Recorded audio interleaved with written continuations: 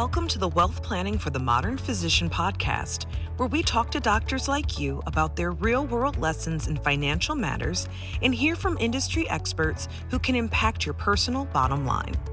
The host of our podcast is David Mandell. David is an attorney, OJM Group partner, and author of more than a dozen books on wealth planning for physicians. You can find additional audio episodes from our first 4 seasons on Apple Podcasts and other popular platforms. Now, let's turn the mic over to David.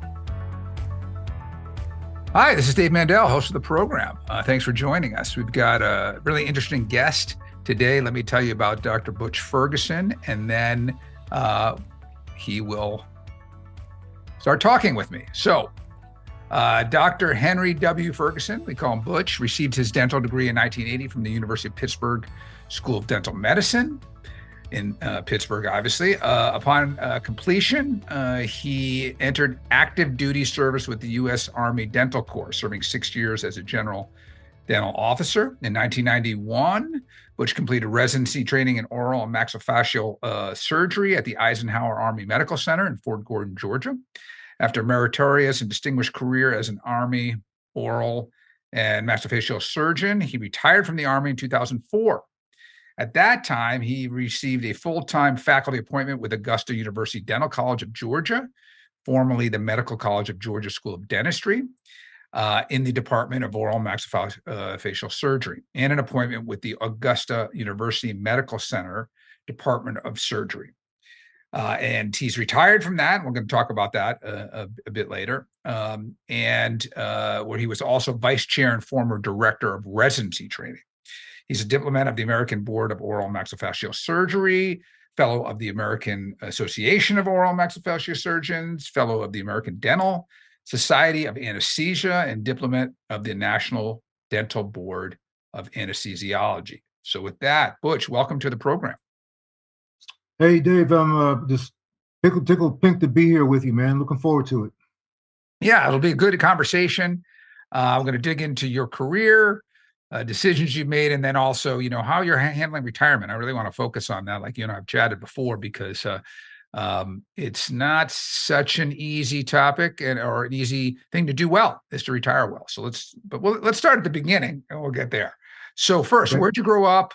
What made you become an oral surgeon? Tell us about kind of your early history in your practice and training. I am a dyed-in-the-wool Pittsburgh boy. Born and raised in Pittsburgh, Pennsylvania. I bleed black and gold, as you can imagine. I'm a bigger fan now than I was when I lived there.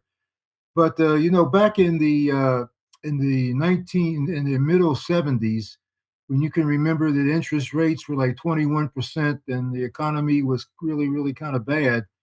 I knew I was going to go to dental school, and I didn't really have a well-defined path after that. So my dad was a vet. We grew up in a really disciplined household. I had that little spark about me about wanting to serve my country. So I decided that it wouldn't be a bad idea to maybe get into the military once I got out of dental school, because number one, I'd have a job. I'd be learning how to learn how to perform my new skills on somebody else's dime. I would get what I was told, and I found out retrospectively some of the best training in the world. And then there are a number of benefits that the military would offer that you just don't get anywhere else. So it kind of answered all my little needs at that point in time. So I went into the military. I knew I wanted to be an oral surgeon from previous experiences. And, kind of as an aside, when I was a younger guy, I was a detail guy. When you're growing up, you learn about inches, and then when you get a little bit older, you start learning about metrics, and that let me be even more detailed. I was a tinkerer and a piddler, and I liked to play with stuff. I was also very artistic. I drew. I did a lot of things. I made stuff. My dad was an avid hunter, and I couldn't wait until Saturday night when he'd come home and he had a vest full of rabbits and squirrels so I could help to skin them. And I was interested in those kind of things, and I had got a manual on cat dissections. I couldn't find anything on rabbits and squirrels, so I had one on cats. I said, well, that's close enough. So I would take a couple of the rabbits downstairs to this little makeshift surgical bench I made on my mom's washing machine, and I would dissect rabbits and squirrels. And I Wow. would I'd take the body parts of hearts and lungs and livers and things to school and show my friends and whatnot. And I wanted to be a doctor. I wanted to be somewhere in medicine. So when I put all those together and had to start making some career choices, I said, well, you know what?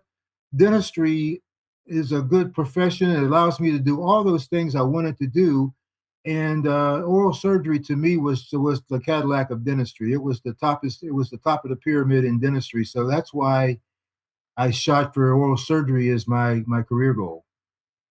Really interesting. So first of all, the Pittsburgh stuff's great. As you know, I live in Fort Lauderdale, Florida, and there is a Primanti's down here, which I think is supposed to be like a Pittsburgh, um, uh, a Pittsburgh tradition up there. So I've been there a couple times. Um, that story about you kind of creating your own little OR in the basement from the with the animals. Oh yeah. I haven't heard that. I've had a lot of docs on who said, "Hey, I wanted to be a doc because I, you know, was an athlete and it got hurt, or I see friends got hurt, or I, tailed some doc when I was in high school." But you really had it in you, in the genes. Well, here's another little secret I'll share with you. I am a Marvel comic book aficionado. I collected Marvel comic books since 1963. And in the back of the Marvel comic books, they had some mail order things. And I saw this dissection kit in the back of one of my Spider-Man comic books. And I said, that's exactly what I need. So I sent off and I got it. And then I got a big piece of plywood and kind of fashioned it so it would fit over my mom's laundry tub. And I used that to dissect stuff for many, many years.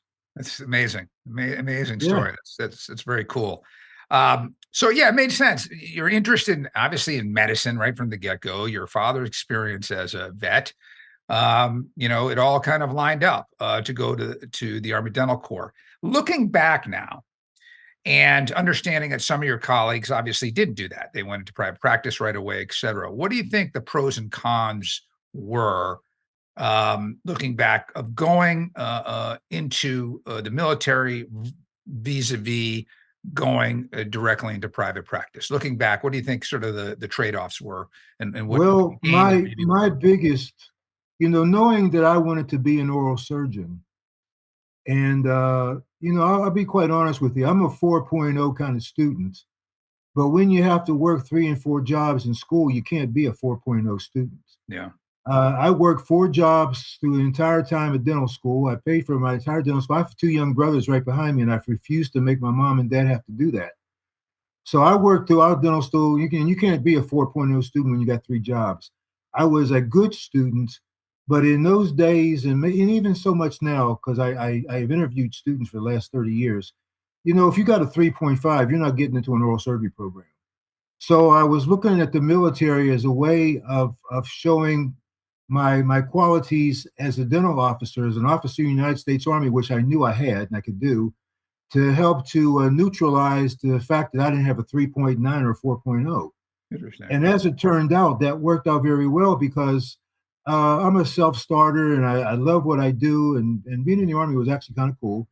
And I'm an officer in the United States Army, and I had the opportunities to be able to prove my worth every day. In the United States Army Dental Corps, I'm in the largest peer-reviewed dental system in the world. So I'm working on patients that are being seen by other superior officers. So that was an excellent opportunity to get great oversight of how I'm doing. I would get constructive criticisms on the things that I could improve in, and I would get kudos for those things I did well. So I couldn't have developed any better with that. And the quality, what I also learned too, in the military, I didn't get to see this until I actually got into the civilian side of the house many years later. The Army allowed me to do the most optimal care that was available. I wasn't worrying about Medicare, Medicaid, Blue Shield, Blue Cross, Delta Dental. I wasn't worried about any of those guys in the military because, and without any question, if whatever was the Class A first top tier treatment that the patient needed, we were able to provide that for him. And that became even much more of a significant benefit when I got into the surgical part of things, where the treatments were very, very complex and could be very expensive. So, the only reason that Dave Mandell didn't get the top choice of care is because he didn't want it. So I learned that. I also learned, and see, at the moment you don't know these things because you have nothing compared to. But once I start getting up in junior and senior resident, where I'm interacting with other people across the country, and I got out of the Army eventually, I found out that the training was top notch. Yeah. There was no better training anywhere. And I also got to realize that many, many years later, when I was a paratrooper, when I learned how to jump out of airplanes, the training was so intense and so perfect. It was just perfect. You didn't think about anything. You just reacted and responded. So that was a good thing. Learning how to provide the best care available. Now that the con side of that was that, the number one, you're still in the military, and you are primarily a soldier. You are primarily a person that is be called upon to defend your country if you have to. So you have to learn Army stuff. Right. So, and I didn't mind that, because back in those days I was a jock and I like getting out and doing that. But you got to be able to mix up your professional life with your military life, and you had to train and do different things. And so the Army training always was important. There was, the chain of command was a very regimented system. So for those people who didn't do well with that kind of thing, they didn't do well in that system, obviously. I didn't have a problem with it. I knew how to say yes, sir, no, sir, and I knew how to do the missions assigned to me, so that wasn't a problem. Probably got that from your dad already. The money wasn't a back in the 80s, in the late 70s and the 80s, and the money wasn't great. So the comparison between what I made as an oral surgeon in the Army and what my civilian counterparts would make in private practice was hugely differential. Yeah. But again, if you're not a money chasing person, then you're looking at other things to give quality to your life other than finances. And so that was a big deal. And, I had a passion for teaching. I'd learned that way back in college, where I was a teacher and a mentor. And the Army gave me the best opportunity I could ever have about being a teacher in different educational programs. And then once I got to be an oral surgeon, to be able to teach on the postgraduate level. So those were the kind of the pluses and the minuses for me. Yeah. That makes a lot of sense. Really struck a chord in terms of giving no limitations on the patient's finances, meaning being able to do the best what's for the patient, and also having great feedback and training. So when you mentioned in the military, obviously you weren't getting paid that great. Certainly that was a con compared to people in private. At that point, were you basically just taking advantage, living on what you made and maybe putting a little bit into whatever benefit plan they had? Was there, how much did finances even cross your mind at that time? Was it a little bit, and you were kind of trying to get up to speed on what I might do when I have, money to invest? Or was it, that's in the future. Right now, I'm just going to focus on training and doing the best I can as an officer and all that. Give me your mindset at that point when it came to. Well, it was finances, no matter where you are in the ladder, are very important. And I had understood a little bit about the finance. I understood about the pay yourself first principle long before I got into the military. But I was young. I was just newly married. We ended up getting into one of the financial consultant services that took care of active duty military folks, which was really good. And they had set up programs for us that allowed us to pay ourselves first and allowed us to take advantage of the principle of compounding over time. But in order to do that, you have to have discipline. Yeah. And I had a little bit of discipline, but I had greater need. So as a young married couple, we found ourselves dipping into that fund or those funds a little bit more than we wanted to. So it never really got to be as exponentially great as it could have been. But I did, without question, understand the principles. It's just that the needs of day-to-day life made it to where I could pay myself first and always put away a little bit first. But because of the needs, buying a house and living and all those kind of things, even despite what the military was allowing us to have, it didn't allow us for those funds to grow the way they should have. Yep. Yeah. And again, that gets back to the balance and the trade-offs of the military, right? Is that, Yes. a lot of things were great, but the financial piece was not, as good as it could have been. So eventually, as we heard in your bio, you moved from military position to academic to I think it was Augusta University so tell me, what was the interest there? And what did you consider? Do you can remember, coming out? Did you know from the beginning, I'm looking for an academic position? Did you look at other, hey, there's a small private practice that I could have gone to, or this, and in balance, academics was more attractive? Put yourself in that mindset career-wise back when you were coming out of that military experience. What was attractive to you about academics? Well, I'm glad you asked that, because this is an interesting story in itself. I always would refer to myself as a misplaced academician. I don't like seeing myself in a room with a couple windows writing some scientific manuscript that nobody's going to read.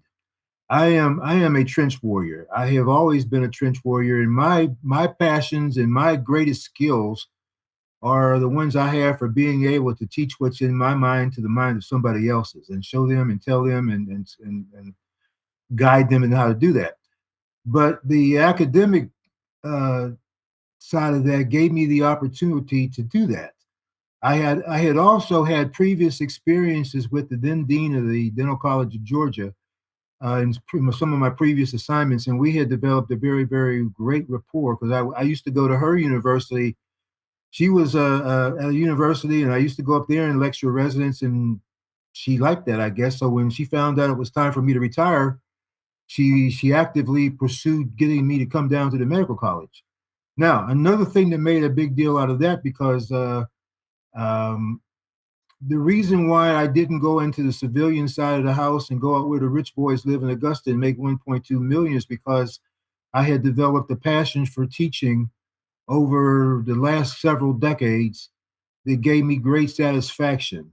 Watching these young men and women come in and not knowing a thing, and then watching them go out as being poised, very capable surgeons, made me feel pretty good about life. And I did that really, really well. So I said, well, you know what? If I got a choice, I'm going down where I can continue for these next however long I'm going to do it, what I had been doing for the previous 20 years. So I went down to the medical college. And again, it was a job that it was mine to lose, basically, because I knew she wanted me because of our previous relationships and the fact that they needed faculty. Now here we are. We're getting into the 2000s now, and the economy is great. People are making lots of money, so people don't want to give themselves up to academia at that point. If I can spend 10 years in academia and make the salary of a teacher in a state learning institution, and I can make 4 times or 5 times that much in private practice. Well, if you don't have any particular commitment, one or the other, guess which way you're going to go?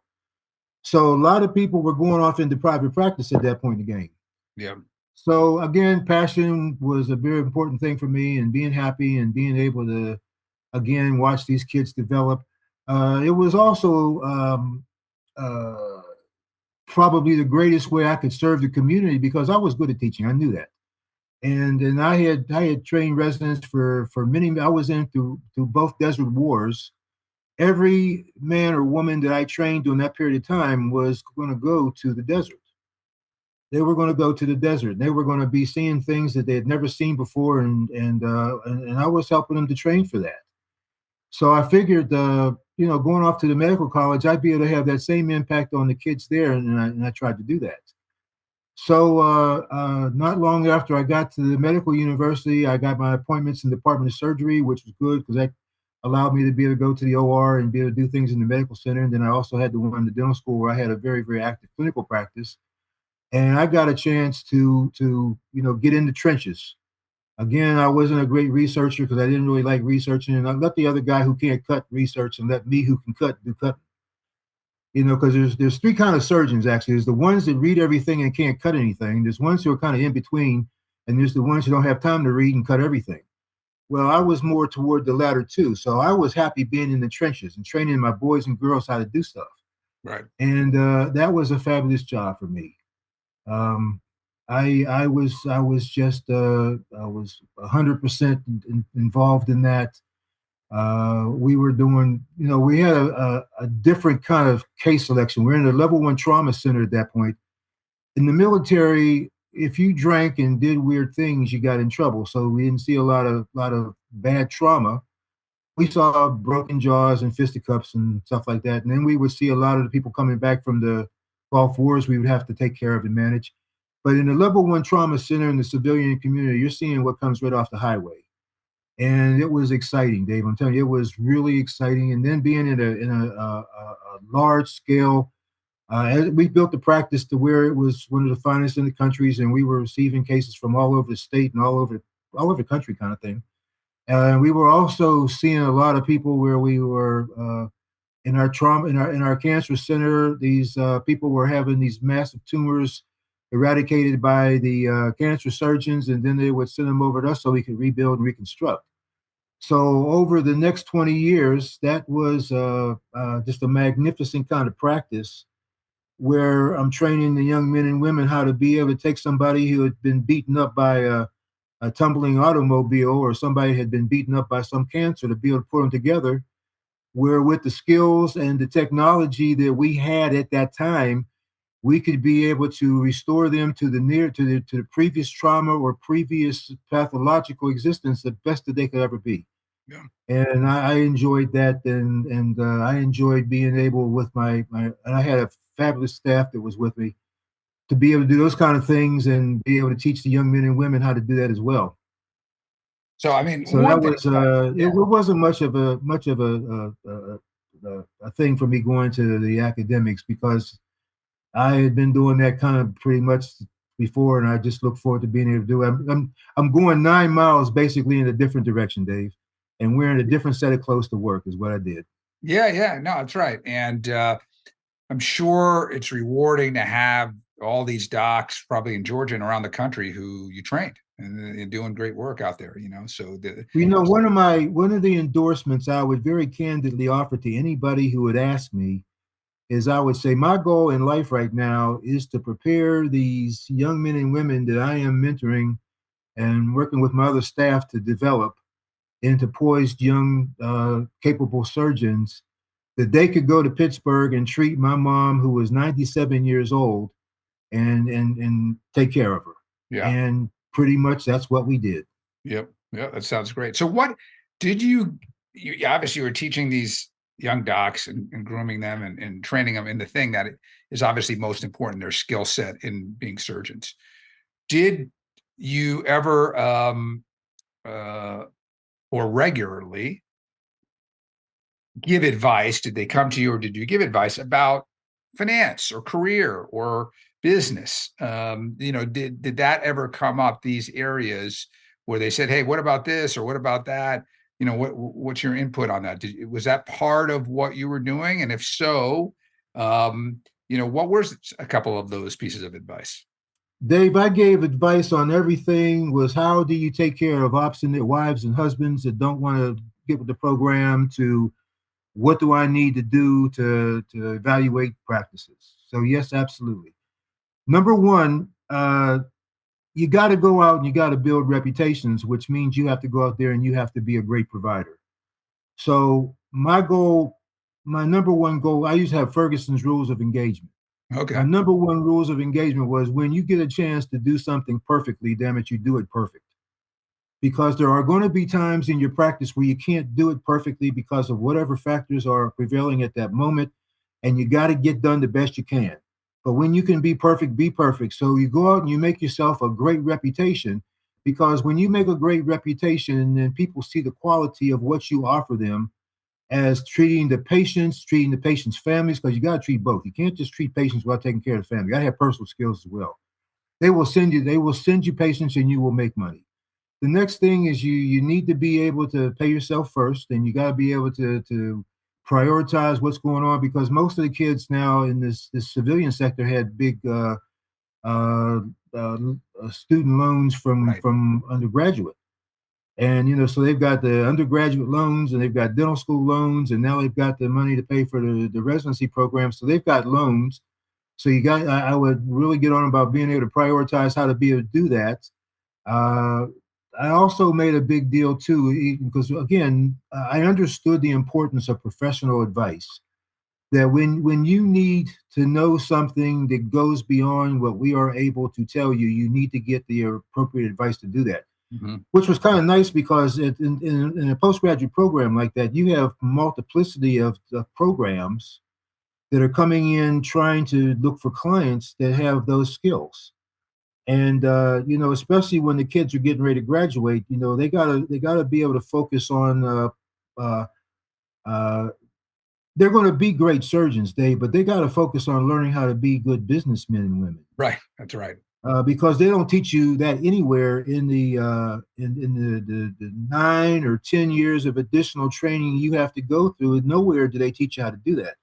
So get with good practice consultants, practice advisors. You interview people. Go with somebody you like. Find out who's doing good from your buddies, because everybody's got one, and so that way you get one, so you can get the appropriate financial advice and some of those other related pieces of information right off the bat. Even though they're young and they're healthy people, you would rather not have to take some of that young and healthy time to recover from bad mistakes you could have avoided from not having the appropriate advice. Yep. So I did that all the time, and we would get them, and we had a couple guys that would come into the practice that did real well, financial consultants that supported us really well, and we would make sure that we had plenty time for them to come in and do in-services and dinners for us, where they could be able to present their product and be able to gain some rapport, establish rapport with the kids, so that way those building blocks were put in place before they ever graduated. Yeah. And I think that there isn't really anybody. Now, they may have changed people over time, but I don't think there's anybody that ever complained about being able to have the building blocks necessary for them to be successful financially and be successful as business women and men, once we put all that in place. Because if you don't take care of your business side of it, you're not going to have anywhere to do your surgery. Yeah, yeah, and obviously that's been a big mission of ours at OJM for years, and I appreciate that you did make that an important point, and try to bring in resources, and I love your rules of engagement too. That's a great given your background, it's kind of perfect title for it. So, last subject I want to cover, which I think actually in some ways is most important, as you and I have talked before, is your approach to retirement. You recently retired from academics, in the last couple of years, but as you and I have talked, it's not just the golf course in the fishing hole, et cetera. You got to do more than that, and you're interested in doing more than that, and you think that's important for other docs to hear. Oh, absolutely. So let's talk about. You can take it in either order you want, either big picture, your approach to retirement, and how that's trickled into your venture, or start with your venture first that you're working on, and then go out to how it reflects your larger approach and the importance of being engaged during retirement. All right, number one, I'm a diehard football fan from Pittsburgh, Pennsylvania. Yep. I have only held a golf club in my hands. Well, whenever I have held a golf club in my hand, let me put it that way, it's never been to hit a golf ball. Okay. Okay, golf for me was third and fourth sports page. I come to Augusta, the golf capital of the world. I'm looking at kids playing golf in every lawn in the subdivision. Right. I like to fish a little bit, but bass boat and fishing pole really wasn't something I wanted to depend upon for my retirement. So those two things were automatically out. I had been working since I was probably 10 years old, and I worked all my life and don't regret it. but there was no way that I was going to be working continuously for 45 years and stop on a dime. Right. I knew that. I just didn't know, and to the guys who are thinking about this, I just didn't know how significant that would affect me. Number one, when I retired, I had no uh, you don't have any there's no plan. I mean, for what you do during the day. Uh, every day of my life for all those years, Dave, I knew where I was going to be. I knew what I was going to be. I knew what I was going to be doing. Right. I had direction. All of a sudden now there's no direction at all. And to the point where, I retired in January of 2023. My daughter's birthday is on the 24th of April. And because I was so disoriented with time and routine and not having a whole lot of one and not any of other, I missed my daughter's birthday. Now, that didn't go over well. I would say it just didn't. So not having a routine is important. So you need to start planning that before I learned in the military there's only two transitions. If you take all the fluff and muff and fluff out of it, there's only two transitions in life. There's a smooth one and a not smooth one. And the difference between one and the other is planning. Yeah. I learned that in the military about how important that was. And I did a really good job because those transitions were very good. The transition I wasn't aware of is the what happens now when you have all this free time and no routine. That took some time. So, the wife was very supportive of all that. And I had kind of had some things that I wanted to do. So I started getting back into things and getting back into the routine. The other thing, if you work really, really hard, that I would tell you is the longer you work and the more engaged you get into what you do, the more of yourself you lose. I was a ceramist. I worked in the Pittsburgh Art Institute back when I was younger. I built things. I had all kind of little hobbies. When I graduated, when I retired from the medical college, I didn't have any of those. They all went away because I was just I had replaced all those things with school business and teaching business. So I had to start working on that again. So I'm doing that to this day. I had other little initiatives that I wanted to do, which leads me into your next question that I wanted to do as a way of staying busy and perhaps even make a little bit of money, which was to develop take some of the things I did routinely while I was actively working and convert those into some small business ideas that I could do as a retired. And as a senior faculty at the school and being an oral and maxillofacial surgeon, our jobs were to respond to any of the medical emergencies that would take place with the patients being treated at dental school. Now, with a couple hundred dental students and probably 100 faculty, graduate faculty, residents, and faculty, you're talking about maybe 300 people working on any given day. So the odds are, and especially with the health of the people that we're working on, uh, were chances of having a medical emergency were good at any given day. So we saw lots of them. Yeah. So one of my main responsibilities, along with my residents, was to be a primary responder for whatever went on. And we did that for a long time, and we did that pretty well. And our goal was to be able to identify when we approached a problem, is this something that we can fix right here and now, or do we need the next level of care? And once you decide you need the next level of care, you need it now. So so our goal was to get in there and make accurate, timely assessments so we could be able to decide which direction we take and then take it. As I know from working in the school and because I've been in dental school for 20 years, I know that those things are taught, but when you're not getting to do it every day, the dentistry you do every day, so you don't forget it. The things you don't do every day, you forget and get a little bit rusty on. This was something that the private practitioners needed to have. When somebody comes into the office and has a cardiac event or some kind of neurological event or whatever, they need to be able to make an assessment real quick so that they can decide at that moment, can they fix it with their staff or do they need help? And you can't be, dragging feet because time is your enemy. And so I decided to take those skill sets and turn them into a little business where I will provide consultant activities and provide continuing education, presentations, and lectures to the private practitioners. I'm starting out with the state because a lot of the people that I had taught, I taught conscious procedural sedation at the school for a long, long time. So a lot of those people would be people I would be going after because they understand the concepts there. Is to be able to provide a program where I would go in and be able to consult people and teach the doctors and the staffs how to be able to work together as a team to be able to make those assessments and make the appropriate actions after that. And the other part of that is to go in and help people who are not comfortable doing surgery to be able to do surgery. And I got a couple of them lined up where I'm gonna go in and spend some time teaching and going to do some mentoring of a young doctor, and then he'll set up a day where we'll do surgery all day long, and I'll be able to work with him and be able to give him constructive criticisms about things we need to do and go over some principles and things like that.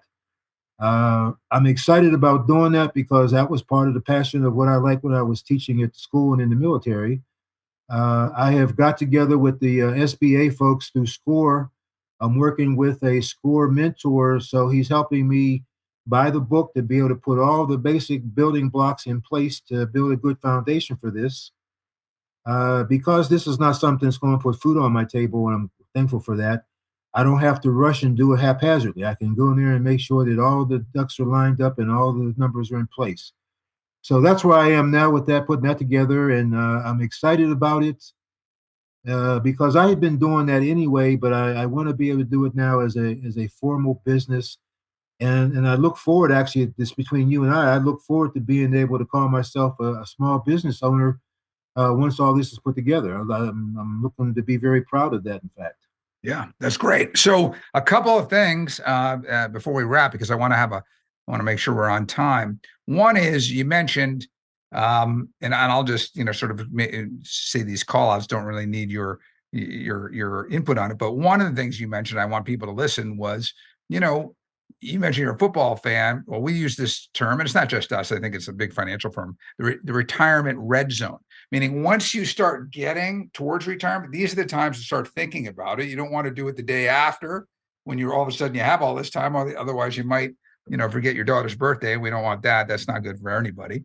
I do think one of the things also that you mentioned that I want people to hear is, his ability, Butch here, saw what he was doing, actually, had the experience by being in charge of emergency events at the college and having that experience, but also combining that with the idea of him seeing a market opportunity, perhaps in other academic settings or in other private practice settings that other people aren't doing this, right? They're doing their practice every day. They don't have a single practice oral surgeon or dentist or even a small group. I may not have these events that often, so I'm rusty at it. I could use some help. There's a market opportunity to train those people and make sure they do the right thing. So it was, and then the other thing I want to point out, he mentioned is SCORE, which is a group of retired executives that provide I think it's pro bono consulting to small businesses. So you get to get some help from people who really know what they're doing. And that in fact is often for people in my business and in other fields like law and tax and finance, et cetera, a way that they help in retirement and not just do nothing, right? They join something like SCORE and say, hey, we can use our skills and experience to help other new business owners. So I wanted people listening to hear all those points because I know there's some docs listening to this who are in retirement, approaching it, or even thinking about it far out. So Butch, I wish you, absolute luck with that. Good luck with that business. Maybe we'll have you on again in a couple seasons, and you can report back to us on how the venture is going. But I want to say thank you for being on. It was really interesting. You had really interesting stories to tell. And I think there's a lot our audience can learn. So thank you for joining us. I'm pleased to have had the opportunity and certainly look forward to doing it anytime you have need. Just pick up the phone, Dave. You got it. So for all the folks watching or listening, thank you for doing so. If you're so inspired, we'd love to get you to subscribe on YouTube or on any of the podcast channels. Give us a 5-star review. Leave us your comments. And of course, in another 2 weeks, we'll have another episode. So please tune in, let your colleagues and friends know. And in another 2 weeks, we'll be back at it. Thanks again. Thanks for watching. The Wealth Planning for the Modern Physician podcast is brought to you by OJM Group, a multidisciplinary wealth management firm dedicated to helping physicians build and preserve their wealth while reducing taxes. Podcast listeners can get a free copy of our flagship book, Wealth Planning for the Modern Physician.